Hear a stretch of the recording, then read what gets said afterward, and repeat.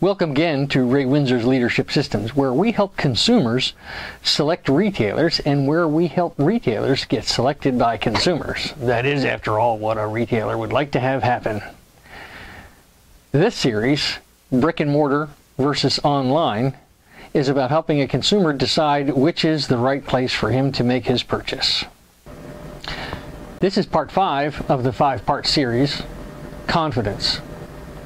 You may recall, in part 1 we talked about the ease of gathering accurate information. In part 2 we talked about the need to use the senses to make a purchase decision. In part 3 we talked about what's convenient, both short-term immediate convenience and long-term convenience for a brick and mortar and an online guy. In part 4 we talked about determining the price-value equation. What is purchasing confidence and how do you get it? I define purchasing confidence as knowing that you are and will continue to be satisfied with the value you've received, and importantly, you'll be very proud to run out and tell all your friends about how to get it and where to get it. How to get it. Consider reviewing the previous 4 parts of this series. Second, consider reviewing the first series that we put together, Selecting a Retailer. To be sure, purchasing confidence can be achieved both at brick and mortar and certainly online. I contend that to achieve this confidence, you have to really qualify the retailer hard. You got to make sure he understands your expectations. You have to make sure he is capable of meeting at least, or best exceeding, your expectations. And then the hard part, you have to determine that he actually will at least meet, if not exceed, your expectations. I find this next idea kind of interesting.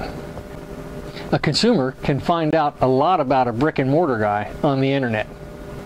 Of course, many brick and mortar retailers loathe the internet because they're afraid that you might find something different about the price that you've talked about with them when you do your research on the internet.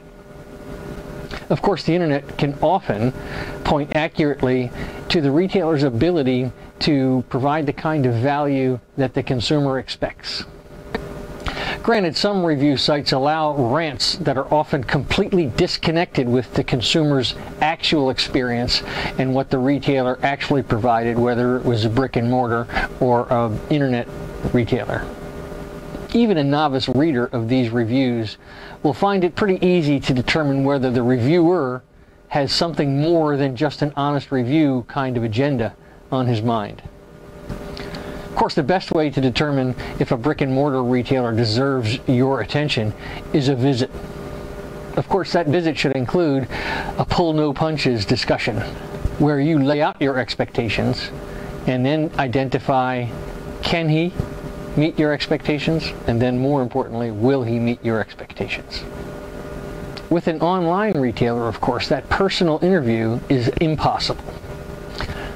Therefore, a check of their customer service and education reviews is in order. Perhaps you've become comfortable with a brick and mortar's education capability. If so, it's a good idea to compare that to what you're receiving at the online retailer. Certainly a review of the after-purchase service reputation is really important about the online retailer, and of course the brick and mortar retailer as well. If the education experiences are similar, if the after-purchase reputations are similar, if the overall customer service reputations are similar, if all of these things meet your expectations from both the brick and mortar retailer and the online retailer, then is the only time that the lowest price should come into consideration. Of course, after your purchase, you should be a responsible consumer and provide both the brick and mortar retailer and the online retailer an honest review. Thanks for watching. Be sure to comment below. We'll be happy to respond. Most important, please tell all your friends about what we do here. We're going to take a break until the first week of August, where you should check back for the next series. Thanks for watching.